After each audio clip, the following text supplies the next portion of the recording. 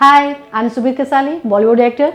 Welcome to Joint Films. ओए हाँ मैं ना पहले कह दनी सरताज मेरे ना दिल लगी ना करी समझा। वो जी मेरी इतनी औकात। बड़ी आंख पड़ा रही है आपकी।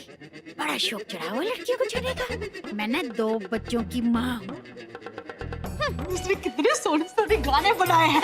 Love love happy control control. Hello friends, welcome to Filmi Funde join films academy the practical film school. मैं हूं आपका अपना वीरेंद्र राठौर और आप देख रहे हैं बॉलीवुड का Google join films YouTube channel. जब भी हम लोग अपने अपने शहरों में काम करना शुरू करते हैं तो वहां पे बहुत ही लिमिटेड माध्यम होते हैं, उनसे शुरुआत करते हैं और कई बार कुछ लोग ये प्लानिंग करते हैं कि नहीं, जब कभी भी मुंबई जाएंगे तभी शुरुआत करेंगे। क्या फर्क है दोनों के करियर ग्राफ में, करियर के प्लान में, स्टेप्स में, वो जानेंगे आज एक ऐसे आर्टिस्ट से जिन्होंने शुरुआत तो अपने शहर से की लेकिन आज बॉलीवुड में काम कर रही हैं, Subir Kasali. Welcome to join films. Thank you, sir. Okay, तो शुरुआत जो हुई एक्टर बनने की, उसको इन शॉर्ट बताएंगे तो कैसे बताएंगे? हाँ, शुरुआत ऐसे हुए कि मैं जब 5 साल की थी तब से मैंने थिएटर स्टार्ट किया क्योंकि मेरे डैडी थिएटरिस्ट थे। उन्होंने मुझे एक्टिंग सिखाई, वही मेरे गुरु थे। उन्हीं के साथ लगातार घर का थिएटर था। सो शॉर्ट में बताऊंगी कि वहीं से स्टार्ट हुआ और लगातार 20 साल से भी ज़्यादा मैंने थिएटर करा अपने डैडी के साथ पंजाबी लैंग्वेज में। हमारे थिएटर बैनर का नाम था बलरासानी पंजाबी रंगमंच। फिर उसके बाद डैडी ने मुझे रेडियो की फील्ड में भेजा, टेलीविज़न की फील्ड में भेजा क्योंकि वो खुद ही सब जगह थे। लिखते भी थे खुद, प्रोड्यूस भी करते थे और डायरेक्टर भी थे। लगभग फिर उसके बाद कश्मीर चैनल, यानी जम्मू कश्मीर से मैं हूँ तो जम्मू का चैनल और कश्मीर का चैनल, दोनों चैनल्स पे मैंने बहुत काम किया है। लगातार 22-23 साल काम किया है।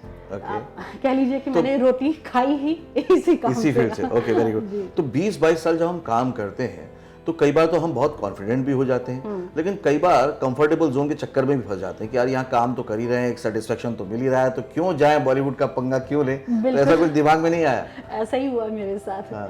वहाँ क्या था कि कश्मीर में मैं काम कर रही थी। वहाँ की मतलब कि क्रीम कह सकते हो कि मैं टॉपर लिस्ट में थी। तो मुझे कोई स्ट्रगल नहीं था वहाँ पे। घर में स्क्रिप्ट आता था, घर में ही मतलब मुझे कहीं ऑडिशन देने नहीं जाना पड़ता था। मैं सिलेक्ट हो जाती थी बिना कोई मेहनत किए। फ़ोन पे ही सारे काम हो जाते थे।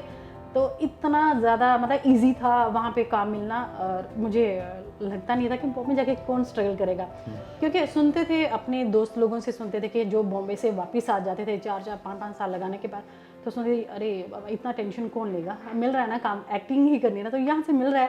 सो ठीक है, चल रहा है, गाड़ी चल रही है। क्योंकि मेरी फैमिली थी, मेरे 2 बच्चे हैं, तो मुझे लगता था यही ठीक है। चल रहा है। तो फिर बॉम्बे आना, जो आई मैं बॉम्बे एक बहुत बड़ी मजबूरी की वजह से आई।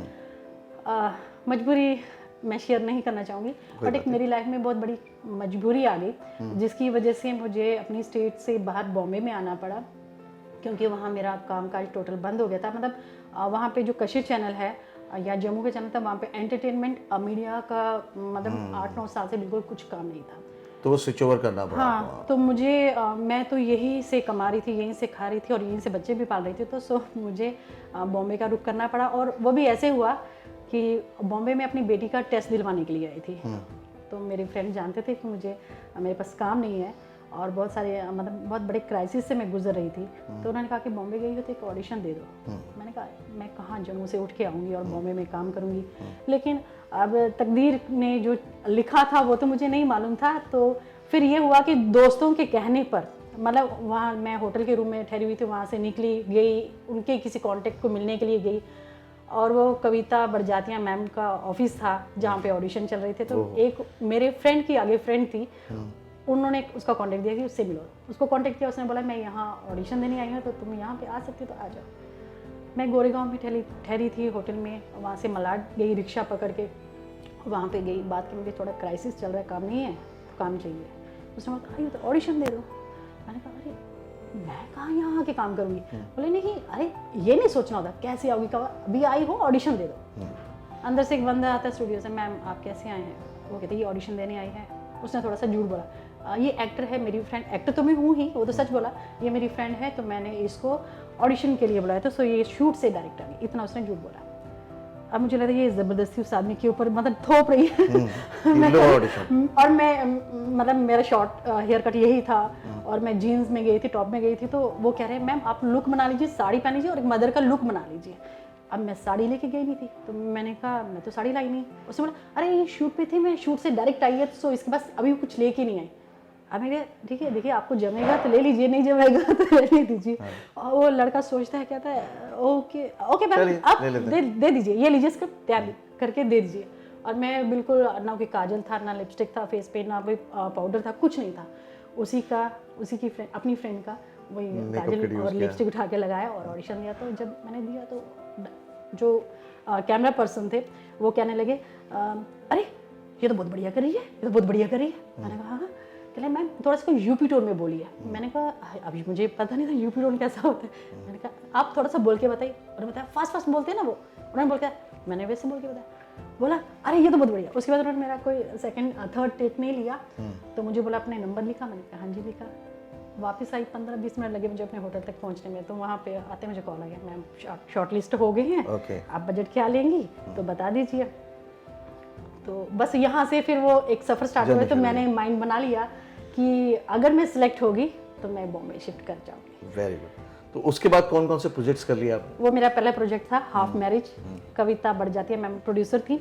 और फिर उसके बाद ससुराल से इनका छोटे बड़े सब जो प्रोजेक्ट मिला मैंने कोई नहीं छोड़ा, सारे किए। पटियाला भी में मैंने काम करा है। फिर भी तकरीबन आपने जब से 4 साल हो गए, आपको 3-4 साल हो गए, 3-4 साल में अप्रोक्सीमेटली 4 साल में कितना काम कर, कितने प्रोजेक्ट्स कर लिए होंगे? नंबर्स में याद है? हाँ नंबर्स है, मोर देन 50-60। और इनके लिए आज भी करे मैंने। अमूल बटर का टीवी से ऐड करा मैंने। ओके तो अभी भी आप ऑडिशंस देते हैं कि अभी तो नहीं जरूरत नहीं पड़ती? डेली ऑडिशंस तो देने पड़ते हैं ना, मतलब ऐसे अभी इतना थोड़ा नाम हो गया है कि वो लोगों को कॉन्फिडेंस है कि हाँ ये मैम हैं तो कर लेंगी अच्छे से, इनके साथ ज़्यादा मेहनत नहीं करनी पड़ेगी। ये लोगों का भी विचारधारा बन चुकी है मेरे बारे में। तो लेकिन ऑडिशन से देने पड़ते हैं। अब जैसे टीवी सीरियल की बात करें तो टीवी सीरियल वालों को तो प्रॉपर लुक में चाहिए, जो उनका जो कैरेक्टर है। वेब सीरीज वाले उतना नहीं देखते हैं, मतलब वो देखते हैं कि परफॉर्मर कैसा है, उनको वो चाहिए। मूवीज़ के भी देती हूँ तो वो भी विदाउट मेकअप, और मतलब वो खाली फील देते हैं कि अंदर से आर्टिस्ट क्या फील दे रहा है उस कैरेक्टर के लिए। ऐसी पर ऑडिशन तो देने मेहनत बहुत करी है मैंने। मैं आपको क्या बताऊँ, मैंने 3 महीने में 300 ऑडिशंस दिए थे। 3 महीने में 300 जब मैं स्टार्ट में आई थी। और 1 महीने में 100 ऑडिशन। मतलब मैं स्टार्ट में मुझे बॉम्बे की कुछ पता नहीं था, कहाँ से ट्रेन जाती है, कहाँ से बस जाती है या क्या है, तो मैं ओला ही करती थी। तो फिर बस ओला में पकड़नी थी। और एक दिन में 4 ऑडिशन मेरा टारगेट है, तो पूरा लिस्ट बना के मैं निकलती थी कहाँ जाना है। इस तरह करके एक महीने 100 ऑडिशन दिया, 3 महीने में 300 ऑडिशन दिया। फिर उन 300 ऑडिशन में से मुझे कोई काम नहीं मिला, तो मुझे लगा कि मुझे वापस जाना चाहिए, शायद मेरे नसीब में नहीं है काम। लेकिन जब मैं हार मान ली मन से, तो लेकिन एक आते ना कि अंदर से आत्मा की आवाज़ आती कि नहीं जाना। बड़े गट फीलिंग था कि नहीं जाना है। घर में बात की, अपनी दीदी से बात की कि ऐसा है, मैंने इतना मेहनत की है, कुछ नहीं निकल रहा। तो उन्होंने बोला अरे भगवान ने तुम्हें वहाँ भेजा है, पहले इतनी बड़ी ब्रेक दे के भेजा है, तो कुछ सोच के भेजा होगा, इतनी जल्दी हार मत मानो। उनके वर्ड्स थे दीदी के कि लोग अपनी जायदाद बेच के बॉम्बे जाते हैं, 10-10 साल तक मेहनत करते हैं, और अपना जो जायदाद का पैसा लेके गए होते हैं वो भी खर्च करके आ जाते हैं, तब भी उनको एक लाइन बोलने को नहीं मिलती। अरे तुमने तो पहले दिन ही जाके इतना मतलब बड़ा तीर मार दिया, तो काम मिलेगा, चिंता मत करो, हम तुम्हारे साथ हैं। तो घर वालों का सपोर्ट था, भाई बहनों का बहुत सपोर्ट था मुझे, जिसकी वजह से मैं बॉम्बे में टिकी भी। ऐसी बात नहीं है, लेकिन आप भगवान की कृपा से मैंने एक अच्छे मुकाम पे पहुंचा दिया। ओके। नॉर्मली ये होता है कि कोई भी जब थिएटर आर्टिस्ट होता है, जब वो बहुत साल तक थिएटर कर लेता है, इसलिए पूछ रहा हूँ आपसे क्योंकि यहाँ पर भी बहुत सारे थिएटर एक्टर आते हैं, 4 साल 5 साल 8 साल थिएटर करके आते हैं, और उनके अंदर ये कॉन्फिडेंस होता है कि यार हम कर लेंगे, लेकिन क्योंकि वो टेक्निकल और कैमरा एक्टिंग को नहीं समझ पाते तो वो उसमें ज़्यादा आगे तक नहीं जा पाते। लेकिन आपने तो 20 साल किया था, तो वो एक्टिंग जड़ नहीं हो गई थी एकदम? मैंने थिएटर के साथ साथ रेडियो भी करा और मैंने टेलीविजन भी करा। थिएटर मैंने क्या बोला 20 साल से ज़्यादा किया, 20 से मतलब 20 साल लगातार किया। उसके बाद फिर मैं टीवी स्टार्ट हो गया, तो टीवी की तरफ फोकस हो गया। तो टीवी के बीच में डैडी बुलाते थे, हाँ अभी ये रोल है, करोगी, आ जाओ। हाँ फ्री हूँ, तो कर लिया। तो मतलब वो चीज़ें ऑन ऑफ चलती रही। थिएटर 22 साल मैं कह रही हूँ, थिएटर के 20 साल थिएटर के बाद 22 साल लगातार टीवी भी करा। और टीवी के साथ रेडियो, मेरा एक पंजाबी प्रोग्राम आता था जब कश्मीर में थी, पंजाबी प्रोग्राम एक रेडियो का था, वो मेरा फेवरेट प्रोग्राम होता था। मिलता उसमें कुछ खास नहीं था, बट मेरे को शौक था, मज़ा आता था वो करने में। राइट। सो मैं वो करती थी। जब जम्मू में आई तो जम्मू के पंजाबी प्रोग्राम के ऊपर ही मेरा ही होल्ड था। तो ये चीज़ें मतलब वो साथ में चल रही थी चली हैं, तो आपको इसलिए वो वेरिएशन मिलती है। ओके, सो आप इसी तरह से काम करती रहें, लगातार काम करती रहें, लोगों को एंटरटेन करते रहें। और ये बात मैंने इसलिए कही लास्ट वाली, क्योंकि कई बार इस भ्रम में लोग रह जाते हैं, इसलिए मैं क्लियर करना चाहता था कि आप दोनों ट्रेनिंग साथ में साइमल्टेनियसली ले रहे थे। Thanks a lot, thank you very much सारी बातें शेयर करने के लिए। Thank you so much. Okay, तो ये थी सुवीर कसाली। मैं हमेशा की तरह वीडियो को कंक्लूड कर देता हूं आप लोगों के लिए, ताकि आप बेहतर अंडरस्टैंडिंग के साथ इस वीडियो को देखें और समझें।